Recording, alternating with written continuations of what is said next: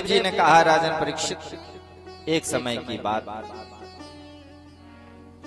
भगवान शिव अगस्त मुनि के यहाँ कथा श्रवण करने के लिए गए। तुलसी बाबा लिखते हैं,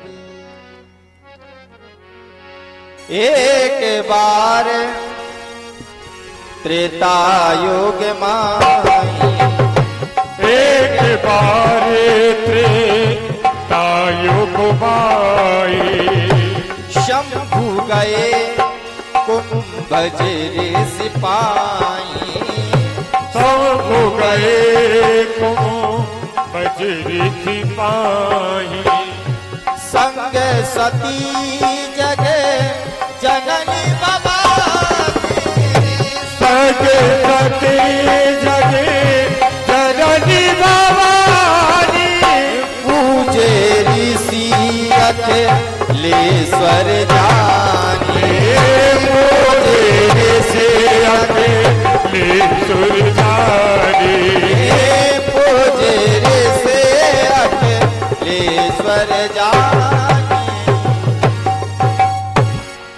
एक बार त्रेता युग में भगवान शिव सती माता को लेकर के अगस्त जी के यहाँ पधारे।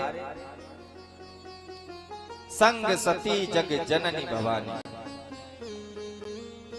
अगस्त जी ने बड़ा स्वागत सम्मान किया भगवान शिव और माता सती का। सती माता के मन में संदेह हुआ। सती माता ने मन में विचार किया कि देखो हमारे भोलेनाथ कितने भोले हैं, न जाने किसके पास लेकर के आ गए। कह रहे थे कथा सुनने चल रहे हैं, लेकिन ये हमें क्या कथा सुनाएंगे, हमारे ही पैर धो करके पी रहे हैं, ये हमें क्या कथा सुनाएंगे। अगस्त जी ने कथा भी सुनाई भगवान शिव को, लेकिन माता सती ने कथा को नहीं सुना। वहां से लौट रहे थे तो इधर प्रभु श्री राम माता सीता की खोज में वन में भटक रहे हैं।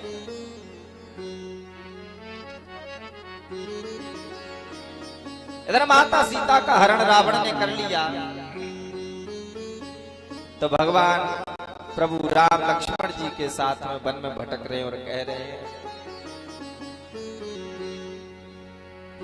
हे खग मृग मधुकर श्री, हे खग मृग हे मधुकर श्रेणी, हे खग मृग मधुकर श्रेणी, हे खग मृग हे मधुकर श्रेणी, तुम देखी सीता मृग नैनी, तुम देखिए सीता मृग नैनी, तुम देखी सीता मृग नैनी, हे खग मृग हे मधुकर श्रेणी, तुम देखी सीता मृग नैनी। पक्षियों से, पशुओं से, वृक्षों से पूछ रहे हैं, प्रभु क्या आपने मेरी सिया को देखा है, मेरी सीता को देखा है? कोई जवाब नहीं मिल रहा। भगवान शिव सती माता के साथ लौट रहे थे, रास्ते में उन्होंने जब ये लीला को देखा, हाथ जोड़ के प्रणाम करने लगे। हे प्रभु, हे त्रिलोकीनाथ, हे जगदाधार, हे परमात्मा, आपकी जय हो, कैसी सुंदर लीला आप इस जगत में कर रहे हैं। अब माता सती को और संदेह हुआ कि आज इनको हो क्या गया, क्या ज्यादा भांग पी ली है? पहले तो ऐसी जगह लेके पहुंच गए उनसे कथा सुनने के लिए कि वही हमारी पूजा कर रहे हैं, बताओ। और अब देखो कोई राजकुमार अपनी पत्नी के लिए रो रहा है, कोई राजा के बेटे हैं, भटक रहे हैं मन में, और ये उनको परमात्मा कह रहे हैं, ईश्वर कह रहे हैं। भगवान भोलेनाथ ने कहा, देवी जब आप पूछती थी ना कि आप इस जगत में सबसे बड़े हैं, तो आप दिन रात किसका भजन करते रहते हैं? यही हमारे प्रभु श्री राम है, मैं इन्हीं का भजन करता रहता हूं। माता सती ने हंस करके कहा, प्रभु आज आपको हो क्या गया है? ये भगवान है कैसे? बोले बाबा ने कहा यदि विश्वास नहीं है तो जाके परीक्षा ले। तो माता सती ने कहा कि आप भी हमारे साथ चलो। बोले बाबा, बोले भाई संदेह है तुमको है तो हम क्यों जाएं, तुम अकेली जाओ परीक्षा। अब मान लो कोई मरीज को लेकर डॉक्टर के पास पहुंचे है? और मरीज कहे कि डॉक्टर साहब जैसे हमारे एक इंजेक्शन लगाए ऐसे हमारे जो साथ में आए इनको भी लगा दो। अब ये तो कोई बात नहीं हुई भाई, जो मरीज है इलाज भी उसी का होगा है? तो बीमारी तुमको हुई है, तुम परीक्षा लेने जाओ, हम क्यों जाएं साथ में। माता सती ने सीता माता का भेष बनाया और प्रभु श्री राम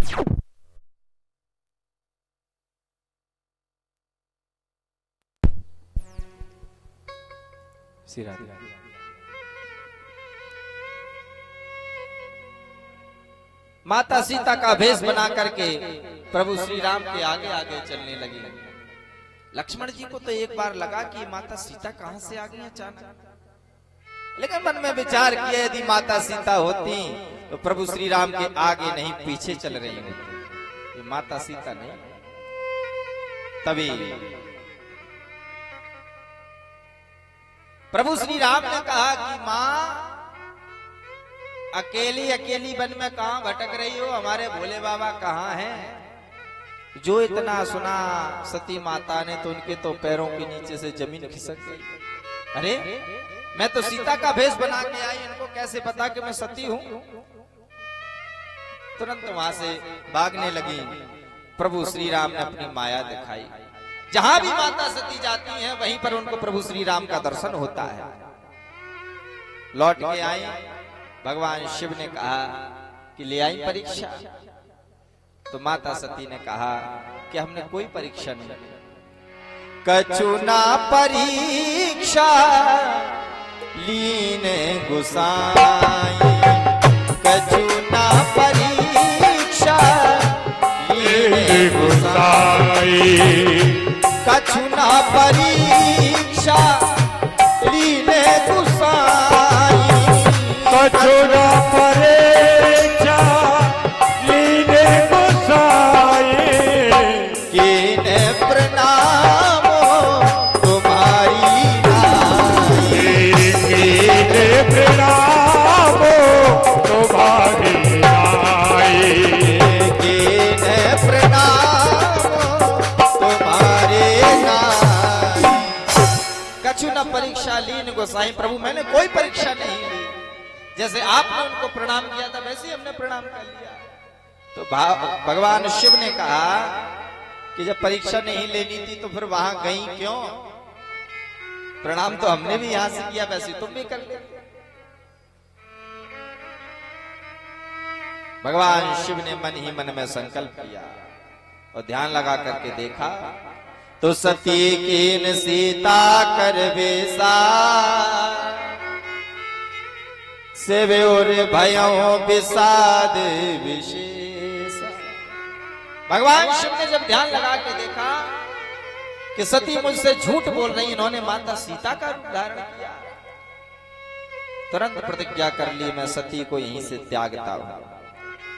आकाशवाणी हुई, हे त्रिलोकीनाथ, हे प्रभु, हे भगवान शिव, आपके समान इस संसार में से धरती पर कोई त्यागी नहीं है।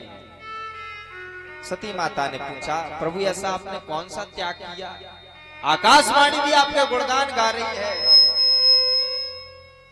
भगवान शिव ने मन में सोचा यदि मैंने सती को सत्य बताया कि मैंने तुझे त्याग दिया तो इसे कष्ट होगा, और यदि मैंने झूठ बोला तो मुझे पाप लगेगा। तो ऐसे समय में क्या करें? बोले ऐसे समय को टालना चाहिए। कभी ऐसी वाणी मत बोलो कि दूसरे को कष्ट हो। ऐसी वाणी बोलिए जो मन का पाखो, औरों को शीतल करे, आपों शीतल हो। ऐसे कटु वचन मत बोलो कि किसी को कष्ट हो जाए। हाँ, सत्य तो बोलो, परंतु ऐसा सत्य नहीं कि दूसरे को कष्ट हो। एक व्यक्ति के घर में आए मेहमान, उसने अपने बेटे से कहा कि जाओ सवेरे सवेरे 10 का नोट दिया, बोले गरम गरम जलेबी ले आना। बोले जैसे ही कढ़ाई में से निकल रही ऐसी जलेबी लेके आना। बेटा गया, हलवाई के यहाँ जलेबी बन रही थी, उसने जैसी कढ़ाई में से जलेबी निकली और चाशनी में डुबोने लगा, तो बेटा बोला अरे अरे उसमें मत डुबो। क्यों? बोले पिताजी ने कहा था कि जैसी कढ़ाई में से निकले वैसे ही ले आना। तो उसने 250 ग्राम जलेबी पैक कर दी बिना चाशनी, और घर पे लेके आया। तो उस व्यक्ति ने देखा कि जलेबी बड़ी गर्म है, कड़क है, लेकिन कोई स्वाद नहीं है। क्यों? बोले जलेबी में चाशनी नहीं है, शक्कर नहीं है। इसी प्रकार खरी जलेबी की तरह सत्य तो बोलो, लेकिन उस सत्य को अपने सील के, अपने प्रेम की चाशनी में डुबा करके परोसो, तो सामने वाले को बुरा भी नहीं लगेगा और सत्य भी आपकी जुबान से निकल जाएगा। सत्य तो जरूर बोलना चाहिए। धर्म न दूसर सत्य समाना, आगम निगम पुराण बखान। सत्य के समान तो दूसरा धर्म ही नहीं, लेकिन ऐसा सत्य नहीं कि महाराज डंडा सा उसके सिर पर पटक दो और फिर कहो क्षमा कर दो, ये कोई बात हुई? नहीं। भगवान शिव ने माता सती को त्याग दिया, बोले देवी चलो तुम्हें हम कथा सुनाते हैं, क्योंकि वहां तो तुमने कथा सुनी नहीं, अब हम सुनाते हैं तुम्हें कथा। और कथा ना सुनने का इतना बड़ा दुष्परिणाम हुआ, इतनी बड़ी सजा माता सती को मिली। यदि आज माता सती वहां अगस्त जी के मुंह से कथा सुन लेती तो ये नौबत ही नहीं आती। भाई जो कथा सुनेगा वही तो भगवान को पहचान पाएगा। जब माता सती ने कथा नहीं सुनी इसलिए तो प्रभु श्री राम को नहीं पहचान पाई, यदि कथा सुनी होती तो उनको पहचान लेती। और आज भगवान शिव का साथ उनसे नहीं छूटा। अब कथा बंद हो तब तो माता सती उनसे प्रश्न करें, पूछें कि आपने क्या संकल्प लिया, ऐसा कौन सा आपने त्याग किया। कथा ही बंद ना हो, भगवान शिव की अनंत कथा चलती रही। तब तक एक दिन महाराज दक्ष ने यज्ञ का आयोजन रखा, सभी देवी देवताओं को बुलाया, परंतु माता सती और भगवान शिव को निमंत्रण नहीं दिया। अब सब देवता विमान लेकर के कैलाश पर्वत के ऊपर से निकल रहे हैं, और जब माता सती ने देखा कि ये सब कहां जा रहे हैं तो पूछा, अरे भैया सब इतने सज धज के कहां जा रहे हो? तो देवताओं ने विमान में से कहा, अरे तुम्हें पता नहीं तुम्हारे पिताजी के घर में यज्ञ है, तुम नहीं चल रही हो? अब जो और भी देवियां थी वो और महाराज मुंह बना करके बात करने लगी। सबको पता है कि माता सती को निमंत्रण नहीं मिला। क्यों? तो माता सती ने भगवान शिव से पूछा कि हमारे पिता ने यज्ञ का आयोजन रखा है और हमको भी चलना चाहिए। भगवान शिव ने कहा कि देवी हम नहीं जाएंगे। क्यों? अरे बोले नहीं जाएंगे, जब हमारे पास चिट्ठी नहीं आई तो हम क्यों जाएं बिना बुलाए? और ये बात सत्य है, बिना बुलाए जाना भी नहीं चाहिए। तो माता सती ने कहा कि ऐसा हो ही नहीं सकता, चिट्ठी तो आई होगी, हो सकता है किसी और को दे दी हो तो उसने हम तक नहीं पहुंचाई। माता सती कह रही है, पिता भवन उत्सव परम जो प्रभु आयस हो, तो मैं जाऊं कृपायतन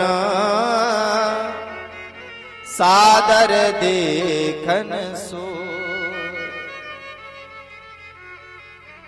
भगवान शिव ने कहा, देवी एक समय जब ब्रह्मा जी ने तुम्हारे पिता दक्ष को प्रजापति बनाया तो उस सभा में सभी देवता बैठे थे,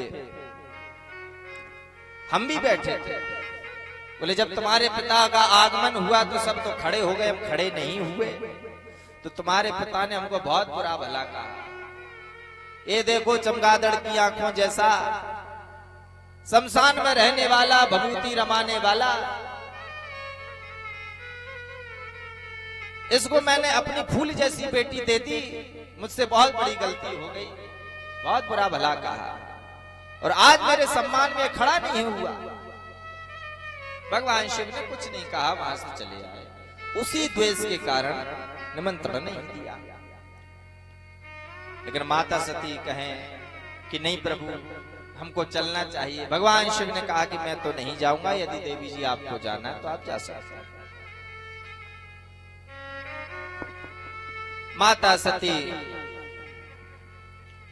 आज्ञा लेकर के और चल पड़ी। महाराज दक्ष के यहां यज्ञ चल रहा था, यज्ञ मंडप में प्रवेश किया तो सबके लिए सिंहासन लगे हैं, सबके लिए आसन लगे, लेकिन भगवान शिव के लिए कोई जगह नहीं। बड़ा कष्ट हुआ। अब तो जो बहनें थीं उन्होंने देखा, अरे सती कहां से आ गई, इसको तो चिट्ठी नहीं दी थी। मुंह बनाने लगी। माता सती ने जब देखा कि आज हमारी बहनें भी हमसे सीधे मुंह बात नहीं कर रही हैं, तो उन्हें और भी ज्यादा कष्ट हुआ।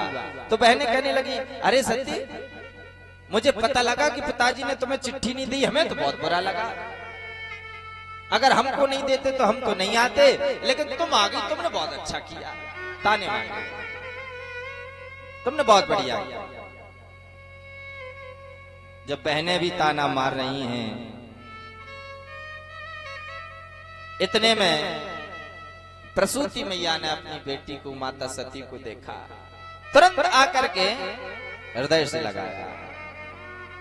सादर भले मिली एक माता, सादर भले मिली एक माता, सादर भले मिली एक माता, सादर भले मिली एक माता, भगनी मिली बहुत मुस्काता, भगनी मिली बहुत मुस्काता, सादर भले मिले एक माता, सादर भले मिले एक माता।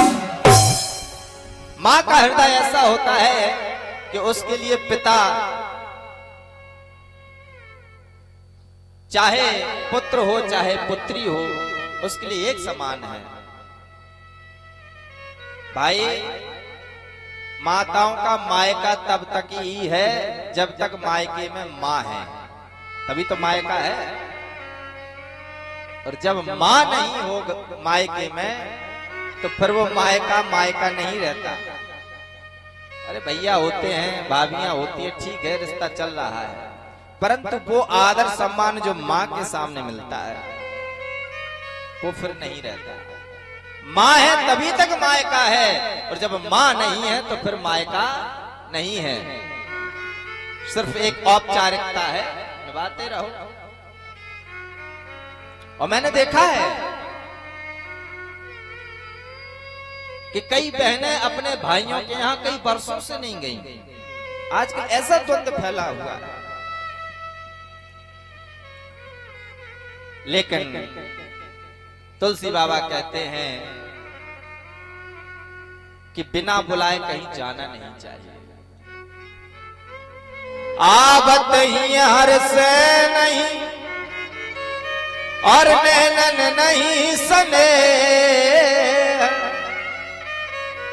तुलसी तहां न जाइए चाहे कंचन बरसे में। बिना बुलाए कभी मत जाओ।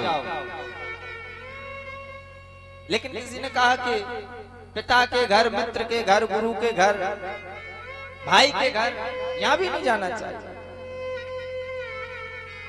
तुलसी बाबा ने कहा जदपि मित्र पितु प्रभु गुरु गे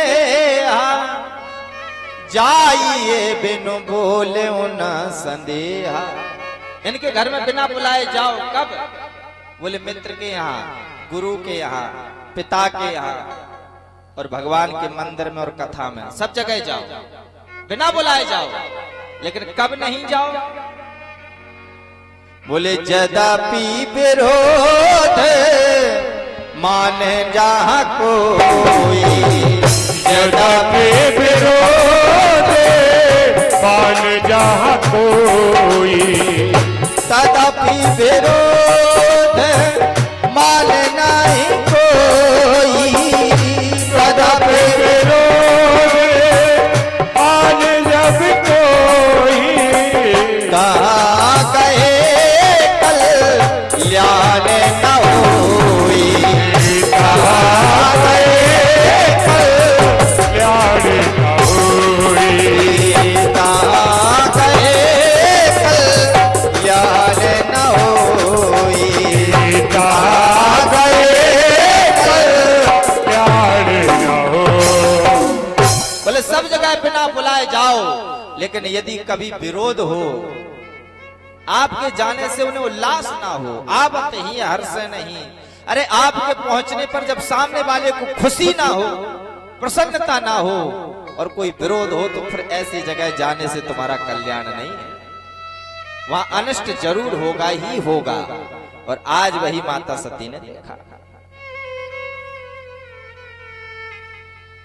बहुत कष्ट हुआ, परंतु सहन नहीं कर पाई। जैसे ही यज्ञ मंडप में पहुंची, पिता दक्ष ने माता सती को देखा, मुंह मोड़ लिया और भयंकर कष्ट होने लगा। विचार करने लगी कि मुझे मेरे अपमान का कोई दुख नहीं है, मेरा कितना भी अपमान हो, परंतु मैं अपने पति परमेश्वर भगवान शिव के अपमान को सहन नहीं कर सकती। और जिस पिता ने मेरे प्रभु का अपमान किया है और जिस पिता के द्वारा मुझे ये जो शरीर मिला है, मैं शरीर को ही त्याग दूंगी, क्योंकि जब जब हमारे प्रभु मुझे देखेंगे तब तब उन्हें कष्ट होगा। इसलिए आज से मैं इस पिता के द्वारा दिया हुआ ये शरीर ही त्याग दूंगी, छोड़। और इतना कह करके सती मरद हरि सर बारू मांगा, जन्म जन्म शिवो पद अनुराग। तुरंत यज्ञ कुंड में छलांग लगा दी और मन में प्रभु से यही वरदान मांगा कि जन्म जन्म तक मुझे भगवान शिव ही पति रूप में प्राप्त हो। जो गण साथ में आए थे, उन्होंने उत्पात मचाना शुरू किया, तो ऋषि मुनियों ने उन्हें मार करके वहां से भगा दिया। नारद जी ने जाकर के तुरंत उधर भगवान भोलेनाथ को संदेश दे दिया। भगवान शिव ने अपनी जटा से एक बाल उखाड़ करके जैसे जमीन पर पटका, भगवान वीरभद्र प्रकट हो गए। बोले वीरभद्र भगवान की जय हो। भगवान वीरभद्र जैसे प्रकट हुए, भगवान शिव ने आदेश दिया, जाओ, एक भी नहीं बचना चाहिए। भूत प्रेतों की टोली लेकर के भगवान वीरभद्र चले, हाथ में फरसा लिए और जाकर देखते ही देखते पूरे यज्ञ मंडप को घेर लिया। उधर से महाराज जो कुटे पिटे चले आ रहे थे गण, उन्होंने जब वीरभद्र को देखा तो उनकी छाती चौड़ी हो गई। बोले महाराज चलो हम बताएंगे किस किस ने हमारी पिटाई करी, एक एक का नाम बताओ। सबको दंडित किया। महाराज दक्ष को पकड़ा और फर्श से सर धड़ से अलग कर दिया और सिर उठा करके महाराज यज्ञ कुंड में स्वाहा। त्राहिमाम हाहाकार मच गया तीनों लोगों। देवता भागते नजर आए, यज्ञ विध्वंस हो गया। देवता रोते रोते ब्रह्मा जी के पास गए, बोले महाराज हमें बचा लो। ब्रह्मा जी ने कहा एक बात बताओ, जिस यज्ञ में न तो भगवान नारायण गए, न मैं गया, न भगवान शिव गए, तो तुम कैसे पहुंचे? अब भाई तुम गए हो तो उसका फल तुम्हें मिलना चाहिए, हम कुछ नहीं कर सकते। नहीं प्रभु रक्षा करो। सभी देवताओं को लेकर के ब्रह्मा जी भगवान शिव के पास पहुंचे, प्रार्थना की, भगवान से प्रसन्न हो गए। बोले महाराज चलो पहले वो यज्ञ तो पूरा करो। यज्ञ मंडप में पहुंचे, बोले यजमान को बुलाओ। बोले यजमान तो है ही नहीं। क्यों? बोले वीरभद्र ने सिर काट के स्वाहा कर दिया। अरे राम राम, फिर यज्ञ कैसे होगा? बोले यजमान ही नहीं है तो। बोले कुछ करो महाराज। गणों को आदेश दिया, जाओ जो सबसे पहले मिल जाए उसका सिर काट के लाओ। अब भगवान शिव के गण चले, कोई नहीं मिला, एक बकरा मिल गया, बकरे का सिर काटा, वो लेकर के आ गए। भगवान शिव ने उस बकरे का सिर भगवान शिव ने महाराज दक्ष के उस धड़ में जोड़ दिया। महाराज दक्ष के नेत्र सजल हो गए और मन में सोचने लगे कि मुझसे गलती तो हो गई। तो नेत्र सजल हो गए और भगवान की स्तुति करने लगे। अब बकरा कैसे बोलेगा? तो बम बम कह करके स्तुति करने लगे। भगवान शिव बहुत प्रसन्न हुए। उसी दिन से भगवान शिव के जो भक्त होते हैं वो बम बम कह करके भगवान शिव को प्रसन्न करते हैं। वो भोले बाबा को तभी अपने ससुर जी की याद आ जाती है। भगवान शिव के जीवन को यदि आप देखें तो जितनी विषमताएं भगवान शिव के जीवन में है उतनी किसी देवी देवता या किसी मनुष्य के जीवन में नहीं। आप विचार करो, और सबको अपनाने वाला वो अवडरदानी, कोई भी पहुंच जाए सबको अपना लेता है। भूत प्रेत तो बोले महाराज हम कहां जाएं, हमको तो सब मार मार के भगाते। भोले बाबा बोले हमारे पास आओ, यहाँ बहुत जगह है, यहाँ रहो हमारे पास। भगवान शिव का दर्शन करो आप तो सबसे पहले आप जटाओं को देखेंगे तो जटाओं में गंगा जल, और जैसे थोड़ा नीचे उतरोगे तो तीसरे नेत्र में ज्वाला। जल और ज्वाला एक साथ, जबकि पानी और अग्नि का आपस में द्वेष है, विरोध है, लेकिन एक ही जगह रह रहे हैं दोनों। और थोड़ा आप देखो तो शीश पे चंदा और चंद्रमा में अमृत होता है, लेकिन थोड़ा नीचे उतरो तो कंठ में हलाहल विष, जहर और अमृत एक ही जगह। और थोड़ा नीचे उतरो, भगवान शिव के गले में लिपटा हुआ नाग सर्प, और जो भोले बाबा के छोटे वाले पुत्र हैं ना गणेश जी, उनका वाहन है चूहा। चूहा बेचारा थर थर कांपता रहता है कि भगवान शिव के गले का हार कहीं उतर के नीचे ना आ जाए, नहीं तो ये नीचे आएगा और हम ऊपर चले जाएंगे। तो दूसरे वाले जो पुत्र है ना कार्तिकेय जी, उनका वाहन है मोर। मोर कहता है कि चिंता मत करो, ये नीचे आएगा तो तुम ऊपर नहीं जाओगे, ये ऊपर चला जाएगा। चूहा और सांप का भी आपस में बैर, और मोर और सांप का भी आपस में बैर, सब बैरी एक ही जगह रह रहे हैं।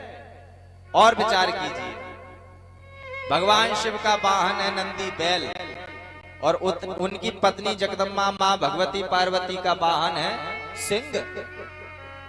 बैल और सिंह भी आपस में बैरी हैं, एक ही घर में रह रहे हैं।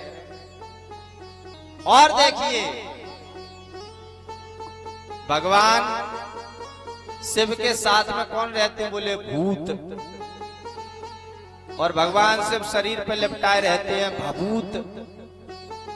अब किसी को भूत लग जाए तो भभूत करवाते हैं कि नहीं? भभूत दे दो महाराज, भूत लग गया है? अब भभूत से भूत भागते हैं, लेकिन भगवान शिव के यहाँ भभूत भी और भूत भी एक ही साथ। जितनी विषमताएं हैं, जितने पैर हैं, वो सब भगवान भोलेनाथ के घर में ही है। बोले तुम्हें कोई नहीं झेल पाएगा, हमारे पास आ जाओ, हमारे यहाँ रहो।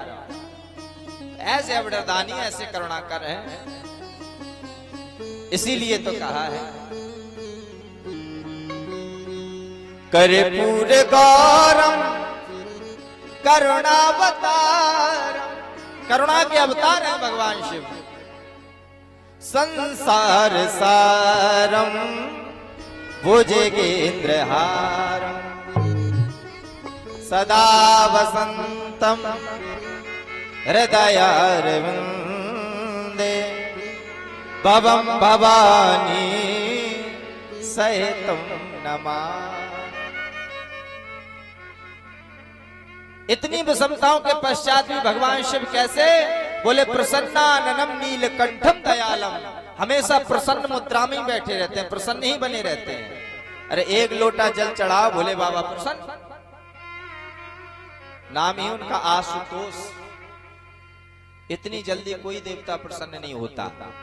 आपको जो चाहिए सब मिलेगा। ब्रह्मा जी भी परेशान हो गए, बोले हम इनको देते हैं इतना और ये लोगों को दे देते हैं इतना। अब बताओ, हम विधाता हैं, हम इनका भाग्य लिख रहे हैं, लेकिन भक्त जाकर के इनके ऊपर एक लोटा जल चढ़ाते हैं और ये भाग्य से भी ज्यादा उनको दे देते हैं। ब्रह्मा जी भी परेशान हैं, लेकिन भगवान भोलेनाथ कहते हैं कि हमारे पास कुछ नहीं है, सब तुम ले जाओ।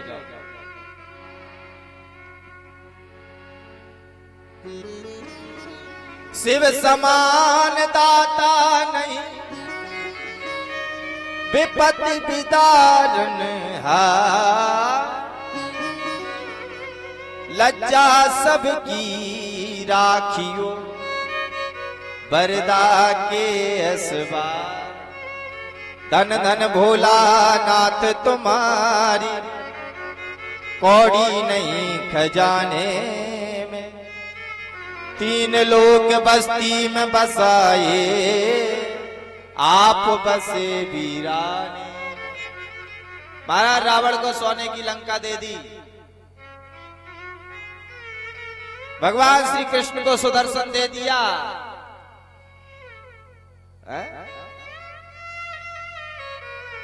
सबको सब कुछ दिया, अपने पास कुछ नहीं रखा।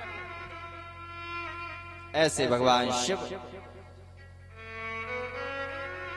सती माता ने दूसरा जन्म हिमालय की पुत्री पार्वती के रूप में लिया और पुनः पार्वती में यह के साथ भगवान शिव का विवाह। सुखदेव जी कहते हैं, राजन परीक्षित, ऐसे भगवान शिव अबड़रदानी हैं। कोई भी आता है और उसको भगवान शिव देते हुए